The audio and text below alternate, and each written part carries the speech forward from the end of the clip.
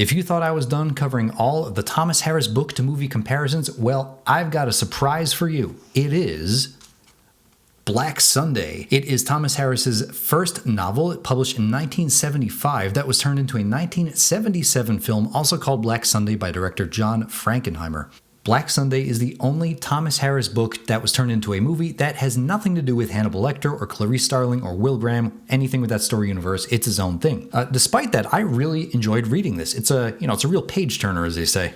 Harris was inspired to write Black Sunday after the events of the 1972 Munich Olympic hostage crisis, where a Palestinian terrorist militant group called Black September took Israeli athletes hostage and killed them. That's a whole other rabbit hole if you want to go learn about it. Not going to get into detail with that here. In fact, they made a movie about it, 2005. Pretty good if you haven't seen it. But we're just going to be focusing on this book. You don't really have to know all the actual real-world historical, political facts about the Olympic hostage crisis to understand Black Sunday. Just, it involves Black September, the terrorist organization, same terrorist organization as the book. That's about all you need to know. Black Sunday feels like a Tom Clancy story a decade before Tom Clancy started publishing books. Black Sunday also feels like a whole season of 24 was crammed into a novel. The plot took longer than 24 hours, but you get what I'm saying. If you're a fan of either of those things I just mentioned, or just political action, thriller, gotta stop the terrorist kind of plots in general, you'll probably like Black Sunday. It was pretty good. So enough of me blabbing, let's get into this. So, what's it about? Black Sunday is about members of the Black September terrorist organization who plan to use a blimp to attack and kill as many civilians as possible, including the US president, at the Super Bowl being held in New Orleans. You may be thinking, well, blimps are kind of slow. How would that work for a terrorist plot? Normally you'd be right, but the bad guys in this story have made this really large homemade bomb filled with plastic explosives, pins and needles, nails, and other sharp stuff to fit on the underside of the blimp's body, or gondola as it's called, basically turning the whole blimp into a giant fragmentation grenade. Nowadays, New Orleans has the Superdome, which is a big sports stadium that has a roof. You can't just fly a blimp in there. But Black Sunday was written before the completion of the Superdome. In fact, they actually mention it be constructed in the book. Instead, the stadium in the story was New Orleans' open-air Tulane Stadium, which meant the terrorist plan was literally to take the blimp and fly it right into the middle of the stadium during the game, set it off, inflicting maximum damage and casualties.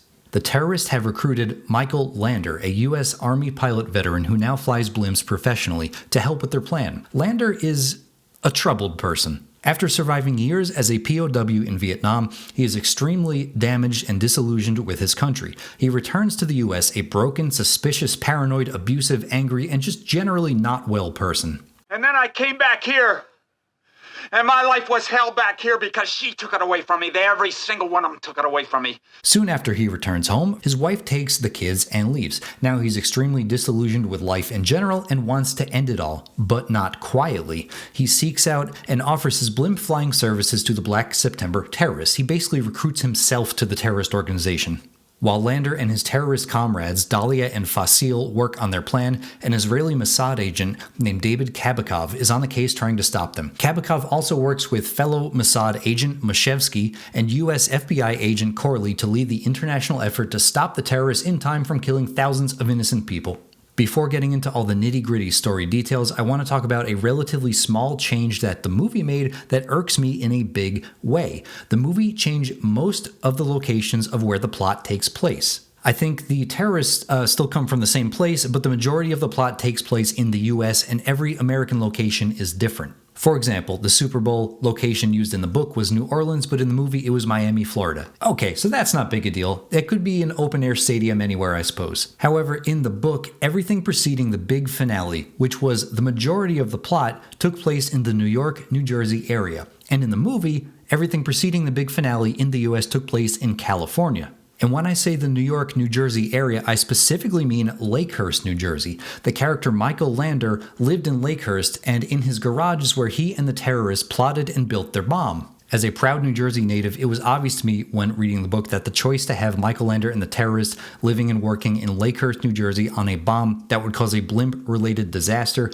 was an obvious reference to the other most famous blimp-related disaster in history, the 1937 Hindenburg disaster, which also happened in Lakehurst, New Jersey. Having the movie set in California doesn't affect the quality of the plot, and I know this might sound dumb, but I do think taking it out of Lakehurst, New Jersey affects the soul of the story. if that makes any sense. I don't remember the book ever mentioning the Hindenburg disaster by name, but it's a clever little writing trick. It's like, if you know, you know. It's one of those kind of things. Strangely, on the Wikipedia page for cultural references to the Hindenburg disaster in the literature section, there is no mention of Black Sunday. So if any of you nerds edit Wikipedia for fun, here's something you could get to work on. This is a little trick that Thomas Harris likes to do and has done more than once. He did it again in his 1999 story Hannibal. The character Detective Rinaldo Pazzi was of the Pazzi bloodline and was murdered in the same style and location as one of his ancestors in what was known as the Pazzi conspiracy in Florence hundreds of years ago. But to be fair, in Hannibal, it was not so much of a if you know, you know situation because Hannibal basically spelled out the reference to Pazzi very clearly before he killed him. It's your ancestor, Commendatore, hanging beneath these very windows.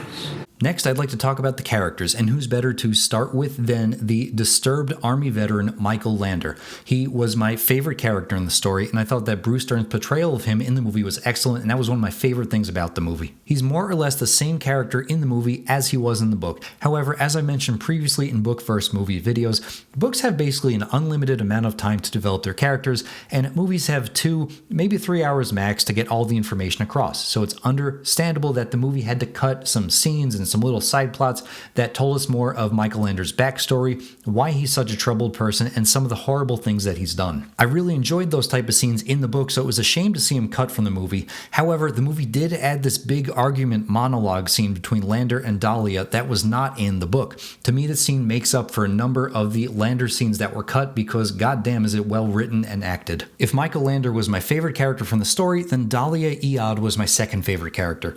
Thomas Harris really has a knack for writing strong female characters, his most famous two being Clarice Starling and Dahlia Iyad. The biggest difference being that Clarice obviously was the good guy and Dahlia was a terrorist.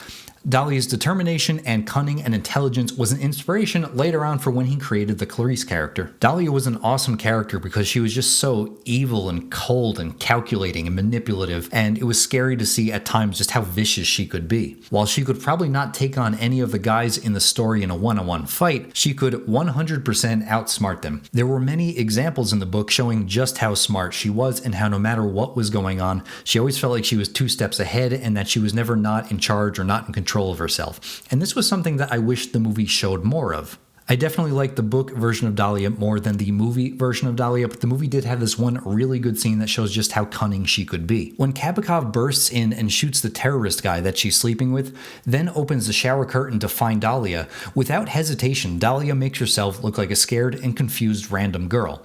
Kabakov stares at her for a second, then leaves her alone, thinking there's no way this helpless girl could be a terrorist. Then the second Kabakov leaves, Dahlia's expression turns to a look of pure evil.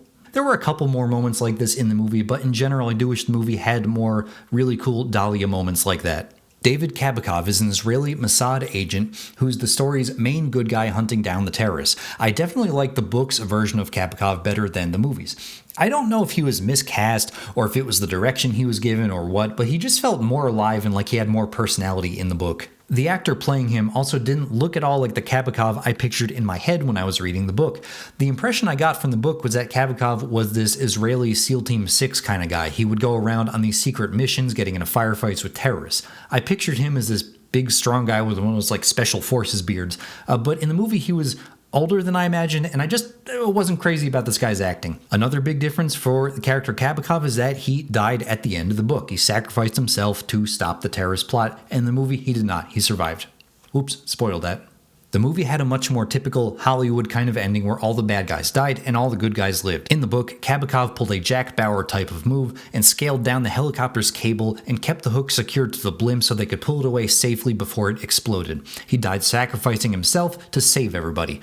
Not saying that I wanted this character to die in the movie, I just thought that the book's big finale had a much more dramatic flair to it. So those were the 3 main characters, and with the exception of Kabakov's ending, their plotlines were more or less the same from the book to the movie. However, it's all the other side characters where we see the biggest changes. There was another main terrorist guy in addition to Dahlia named Fasil. His character acted as a counterpoint to Dahlia's, where she was smart and cunning. Fasil was more of an aggressive kind of guy who got into several firefights in the story. He was also much more of an old school, old world kind of terrorist and didn't like the fact that there was a woman giving him orders. I am your superior in the organization and you will obey. obey orders. You may be my superior in the organization, but you are not a woman. He doesn't give a damn about Black September or politics. Which led to some interesting conflicts in the book. You know what you've been through, and you've done well.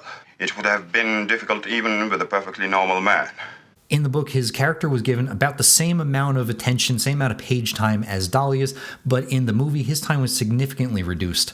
He showed up way later in the movie than he did in the book, and was killed off not long after he showed up. In the book, Facile actually didn't die and was one of the few main characters to live. The book ended with him in custody going back to Israel to face trial. In the book, Dr. Rachel Bauman was the love interest for David Kabakov. They met and fell for one another when Bauman was doing overseas doctor work in Israel before the events of the story. Circumstances kept them apart, but they reconnected as the plot unfolded, and unfortunately Kabakov died in the end, giving the book a tragic love story. Dr. Bauman was not in the movie at all, which kind of stunk because I liked her character. Having a love interest for Kabakov also gave him more some human qualities. Like I said, I thought he was a little stiff, and taking that away in the movie made him just more of a one-note, I must stop the bad guys kind of character. And not that this matters too much, but the movie also added that David Kabakov had a wife and kids, whereas in the book he was single and was romantically interested in Rachel. Mashevsky was another Israeli Mossad agent and was David Kabakov's number 2 in the story. He was like a sidekick. He's not as deep as some of the other characters, but he's just generally there to help out Kabakov, to back him up. Biggest difference for him is that in the book, he survived at the end, but in the movie, they killed him off halfway through. It's kind of funny how in the book, the main major characters who survived at the end, Rachel Bauman, Mashevsky, and Facile, were either killed off or not in the movie at all. The movie was just focused on the main terrorist plot involving the blimp. However, in the book, there were a number of side plots and extra scenes that were probably cut from the movie for just general timing and pacing reasons. Like, if you included them all, this movie would be like 5 hours long. I'll just focus on my favorite ones. A cool scene that they cut from the movie took place on this big cargo ship that the terrorists were using to smuggle in their many pounds of plastic explosives. This scene involved Facile getting into a shootout and killing the ship's captain to protect their explosives. It was a bloody, intense scene, but I had a feeling they were going to cut it because it wasn't 100% necessary to the story. There was a long chapter in the book devoted to Michael Lander's backstory, going from his childhood to his early career to his time as a POW in Vietnam to how his life fell apart back when he got home. That was totally cut from the movie. This was all probably, again, cut for timing reasons, but the movie did a good job with Lander's characterization, so this wasn't the biggest loss for me. There were a number of scenes in the book developing the Rachel Bauman-David Kabakov love story, but that was cut from the movie, obviously because she wasn't in the movie. There was a cool scene in the book where David Kabakov went on this mission where he stalked out a bar in Asbury Park and tried to get leads and information on the terrorist plot. This led him to a dockyard in Florida where he climbed aboard a boat like Splinter Cell and interrogated this guy about Michael Lander and Dahlia and their plot and how they picked up the explosives from that cargo ship. Lastly, there was this plot line involving Michael Lander that was dropped from the movie where his wife told him about a war buddy of his that took his own life. This really affected Lander, so he drank himself into a stupor and passed out outside in the freezing rain. Dahlia had to take him to a hospital where she sat by his bed for weeks, wondering whether or not she should simply just kill him and move on with the plot. Next, I'd like to talk about some of the more general differences between the book and the movie. In the movie, the blimp used was the famous Goodyear blimp. However, in the book, maybe for copyright reasons, I don't know, the blimp they used was the more general Aldrich blimp.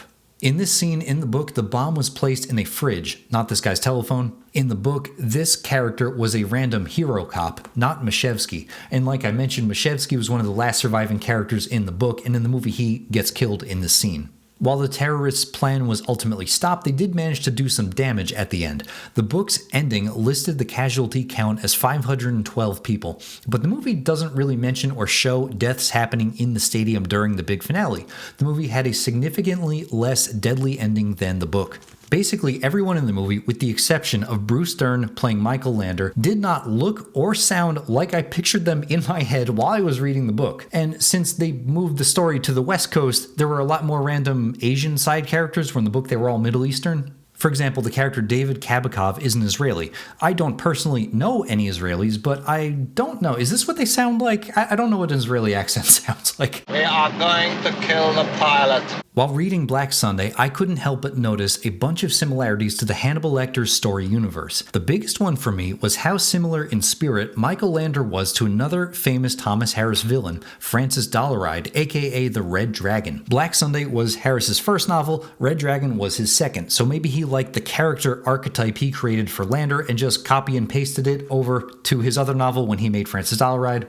I don't know. Could be. They seem similar to me. So how similar are they? Well, as children, they both had trouble fitting in and were outcasts and loners. For Dollaride, it was his deformity. He had a cleft palate that made him speak funny and look funny, and the other kids would abuse him because of it. Lander was awkward and clearly had some anger issues. Others would treat him badly because he was awkward, which would then make him angry. It was a vicious cycle. Both characters had very abusive caretakers. For Dollaride, it was his awful grandma who took care of him after his parents abandoned him. And for Lander, it was his parents who fought with him and embarrassed him and were just generally not nice. As adults, both men ended up living alone in their houses. Both men also found solace in the isolation of their work. Dollaride got to spend a lot of time by himself, away from everyone who thought he was weird, developing those VHS tapes. Lander was an expert pilot and much preferred working with machinery and flying than dealing with people. Both men's occupations also played a critical role in carrying out their evil plans. Dollaride would watch home VHS tapes to gain knowledge of his victims' houses, and Lander was a pilot who would use his aircraft for mass murder. If you want to quantify their villainy in terms of numbers, I think Michael Lander was way more successful, just he killed more people. But in terms of sheer insanity, I gotta give that to the Red Dragon. Another small connection to the Hannibal universe is that Michael Lander and Hannibal Lecter both have a unique distinguishing feature with their left hands. For Lander, it was a mangled and scarred left hand that was missing fingers that was caused by a bomb explosion. Hannibal's unique characteristic with his left hand was that he had 6 fingers on it, specifically the middle finger. When Lander's ex-wife comes over to pick up some baby stuff for her and her new husband's child, that whole scene had Lander battling with an evil voice in his head saying, "Kill her, do it now, she's seen too much, you have to kill her." And this very much reminds me of how the morning after Francis Dollaride sleeps with Reba, he's battling that evil grandma voice in his head telling him to kill her because she's too close, she knows too much, etc. The specifics weren't the same, but in spirit, those two scenes felt very similar. Remember that scene in Silence of the Lambs where Hannibal is trying to escape and he kills a security guy and uses the elevator as a distraction while the rest of the security people are cautiously watching the floor numbers go down? There is a similar scene in Black Sunday, more so in the book, where Dahlia is trying to escape a hospital and attacks a security guard in the elevator, and the rest of that guy's teams cautiously watch as the elevator numbers descend. Again, not exactly the same type of scene, but similar plot device going on here. My last notable similarity between Black Sunday and the Hannibal universe is the role that the media, specifically newspapers, play in the plot. Printed newspapers were, if you recall, a major plot device in Red Dragon. In Black Sunday, the bad guys were able to find out Kabakov's hospital location because someone accidentally didn't get the memo not to publish that information. I wonder if that has to do with Thomas Harris's background as a crime reporter for various newspapers before he started writing novels. As always, for my last section, I like to close out with some random thoughts I had while watching the movie. So, the movie had a soundtrack composed by John Williams. Yes, that John Williams. In fact, this was the last movie he scored before doing the Star Wars films, and you can really hear the similarities at times. There's a number of Black Sunday compositions that you could probably place under a random Star Wars scene and it wouldn't seem out of place.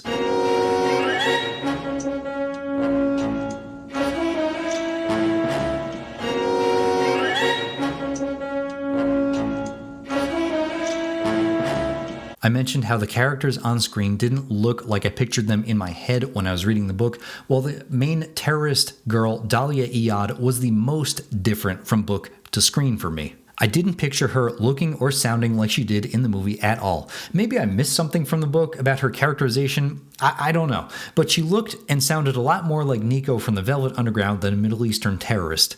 You had any idea of taking over? He doesn't give a damn about Black September or politics. I find it's almost an extension, like the 1980s are an extension of the 1960s, as if it went straight from the 60s to the 80s. Quentin Tarantino has mentioned that the scene of Dahlia disguised as a nurse going to inject that killing syringe into Kabakov in the hospital was an inspiration for his similar scene in Kill Bill 1. Specifically, he was inspired by Black Sunday's trailer, which did this split-screen kind of effect, and he did a very similar thing in Kill Bill. This movie scene where Facile is running away from the law is probably the closest thing we'll ever see to a Grand Theft Auto Vice City movie. What in the heck is this Grandpa Banjo parade doing before the game? I mean, I get they're having some tailgating fun, but I've never seen a roaming little minstrel gang of banjo grandpas before. Also, why are they using silenced revolvers? From what I understand, silencers work better in the sense that they do more silencing, they block more of the gunshot sound in a semi-automatic pistol because they're more closed off. This random dude kind of looks like the MyPillow guy. I always like talking about weird edits and bad edits, and, you know, they did the best they could. It was the 70s, but what the hell was this helicopter explosion effect? That was superb. So, overall impression, what do I think is better, the book or the movie? If you haven't guessed by now, I think the book is an overall richer experience. Just generally more going on, the characters better developed, the side plots and the extra information actually added a lot to the story. It's a shame the movie had to cut them, but, you know, you can't make this thing 5-10 hours long. The movie wasn't terrible by any means. It was a solidly okay action movie. There were some scenes that were very well done. Some of the action fighting scenes were cool. Like I mentioned, Bruce Stern's portrayal of Michael Lander was one of the best things about the movie to me. So yeah, if you were going to just intake one version of the story, I would recommend the book.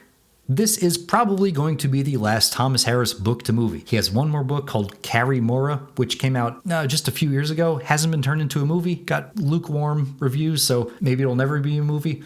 I don't know. Would be cool to see it. I haven't read it yet. I don't think Black Sunday, the book or the movie, get talked about too much. So if you're a fan of Thomas Harris's writing, because he developed some really rich characters and some really tense plots, or just political action thriller type of movies, then Black Sunday is definitely worth your time to check out. So that's about all I've got for today. If you made it to this point in the video, thank you very much. I appreciate it as always, and I will see you next time. Goodbye.